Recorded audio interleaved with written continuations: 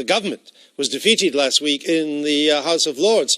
Peers amended the bill that will allow Theresa May to trigger Brexit to guarantee the rights of EU nationals currently in the UK. The government says it will remove the amendment when the bill returns to the Commons later this month. But a report today from the Commons Brexit Select Committee also calls for the government to make a unilateral decision to safeguard the rights of EU nationals living here. If the worst happened, are we actually going to say to 3 million Europeans here who are nurses, doctors, serving us tea and coffee in restaurants, giving lectures at Leeds University, picking and processing vegetables, right, off you go? No, of course we're not going to say that.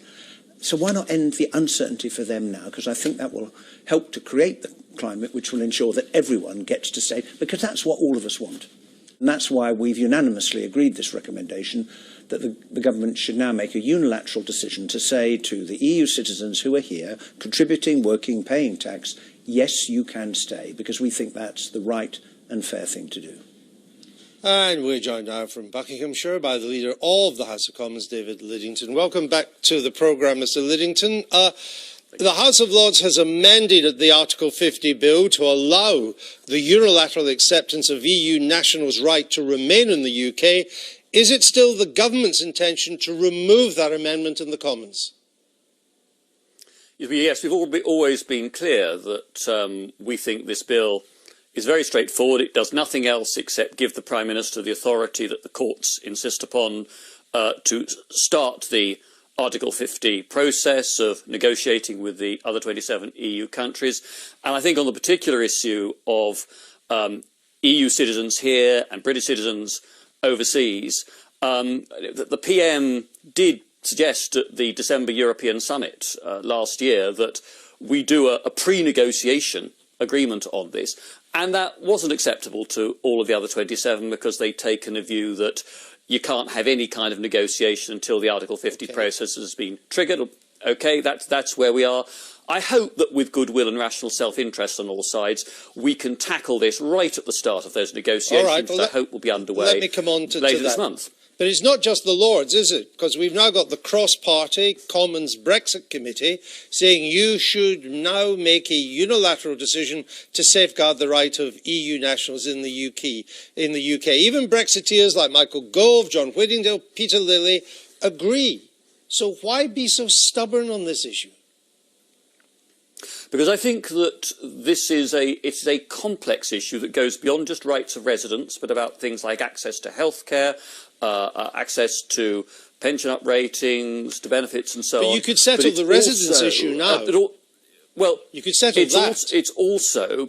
It's also, Andrew, because you've got to look at it from the point of view of the British citizens, well over 1 million, living elsewhere in Europe. Now, if we make a unilateral gesture, it might make us feel good for a bit, and yes, it would probably help in the short term those EU citizens who are here.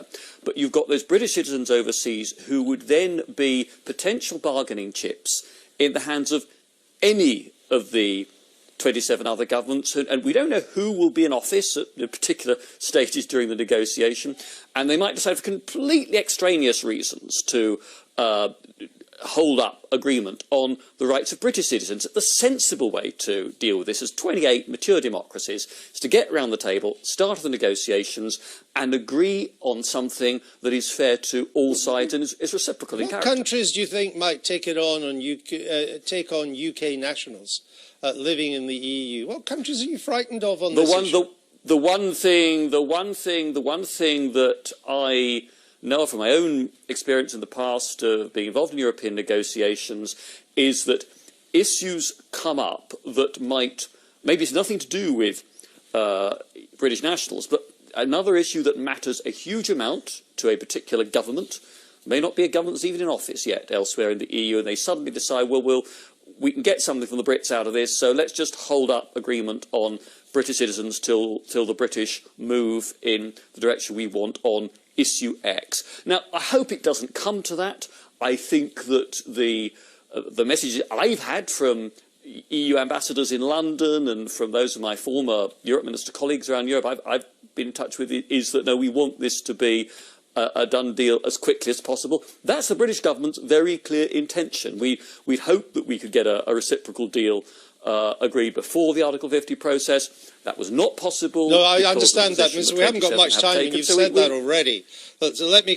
Is it really credible, even if there is no reciprocal rights deal being done, is it really credible that EU nationals already here would lose their right to live and work, of face deportation? You know that's not credible. You know that's not going to happen. Well, we have already under our own system a rule whereby somebody who's been lawfully resident and working for five years can apply for permanent residence here. But it's not just about residence. This is about whether residence then carries with it certain rights of access to healthcare. I understand that, but we've made this point. The point is you could guarantee them the residence now and deal with other matters later. It's the right to live and work here that worries them at the moment. And the Home Secretary has said there can be no change in their status without a vote in Parliament.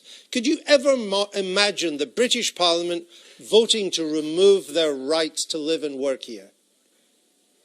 I think British Parliament will want to be very fair to EU citizens who, as Hilary Benn and others rightly say, have been overwhelmingly here working hard, paying taxes, contributing to our society, but they will equally want to make sure in the British Parliament that there is a fair deal for our own citizens, more than 1 million elsewhere in Europe. And I don't think you can simply disentangle the issue of residence from those things that go with residence. Is the Article 50 timetable to be triggered if the Prime Minister gets her way before the end of this month, is it threatened by these Lord's amendments?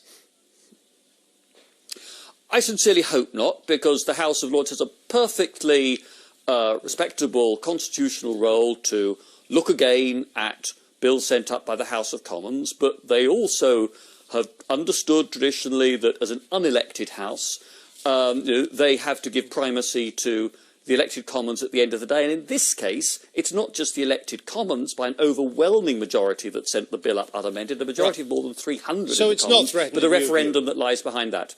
It's not threatened in your view? I think not. I think we are still confident that we can get Article 50 triggered by the end of the month as the PM wants, and as Parliament has voted for. Now, one of the other Lord's amendments coming up this week will be to have a meaningful vote on the Brexit deal when it's done at the end of the process. What's your view on that? What would you understand by a meaningful vote? Well, the government's already said that there's going to be a meaningful vote at the end of the process. What do you mean by meaningful? That Parliament will get the opportunity to vote on the deal before it finishes the EU level process of going for consideration by the European Parliament. But won't the choice be? Already. Parliament will be given a choice, as I understand at the moment, between either vote for the deal that you've negotiated, or we leave on WTO rules. We crash out anyway. Is that what you mean by a meaningful choice?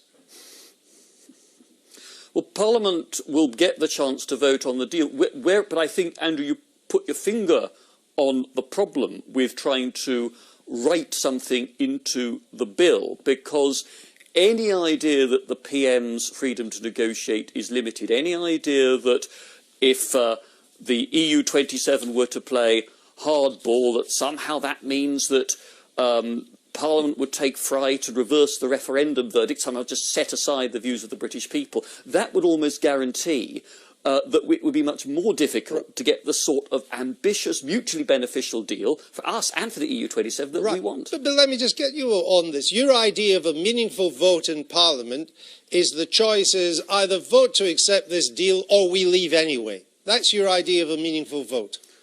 Well, the Article 50 process is straightforward, and I mean, it was the position of both parties in the recent Supreme Court case that the Article 50 process, once triggered, is irrevocable. So that's in the EU treaties already. But we are saying very clearly that Parliament will get that right to debate and vote. I think the problem with what some in the House of Lords are proposing, I hope it is not a majority, is that the amendments that they would seek to insert would tie the Prime Minister's hands would limit her negotiating freedom and put her in a more difficult position to negotiate on behalf of this country than should be the case. All right. A year ago, you said it could take 6 to 8 years to agree a free trade deal with the EU. Now you think you can do it in 2. What's changed? What's changed your mind? Oh, I was a very strong, passionate supporter of Remain during the referendum, as you know. Right. And you thought it would take 6 to 8 years to do a trade deal? I hope very much that we are able to conclude not just the terms of the exit deal, but the agreement that we are seeking on the long-term trade relationship, the cooperation on police and judicial policy with Europe within that time as well. What makes you think you can now do it in 2 years when only a year ago you said it could take up to 8? I think that